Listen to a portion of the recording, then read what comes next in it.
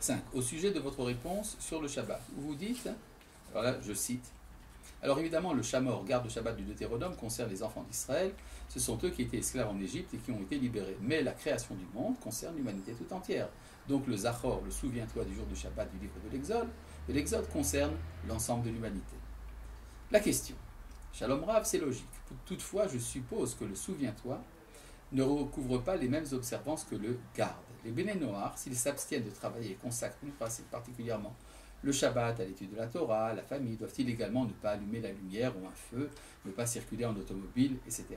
Merci de bien vouloir développer sur ce que nous devons faire et sur ce que nous ne devons pas faire ce jour-là. Eh bien, c'est tout simple. Le Zachor implique le souvenir. C'est-à-dire se souvenir que ce jour, c'est le jour du Shabbat. Ça se concrétise pour les Hébreux par l'obligation du Kiddush et de la Havdalah, c'est-à-dire la consécration du jour du Shabbat par la cérémonie de la coupe de vin à l'entrée du Shabbat et la cérémonie à nouveau sur une coupe de vin à la sortie du Shabbat. Mais en fait, tout cela n'est qu'une règle instituée par nos sages. La Torah a simplement dit de mentionner que ce jour, c'est le jour du Shabbat. C'est ça que ça veut dire se souvenir. D'après notre maître Nachmanide, ça implique également de nommer les jours de la semaine en fonction du Shabbat. C'est pour ça qu'en hébreu, nous n'avons pas d'équivalent du dimanche, lundi, mardi, mercredi. Nous avons Yom Rishon, Yom Shishi, c'est-à-dire jour premier, jour deuxième, ce qui implique premier jour de la semaine, deuxième jour de la semaine, tout cela en prévision du Shabbat.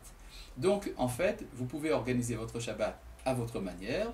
Vous pouvez, si vous voulez, prendre sur vous l'ensemble des règles du Shabbat des Juifs. Personnellement, je vous conseille de ne pas le faire.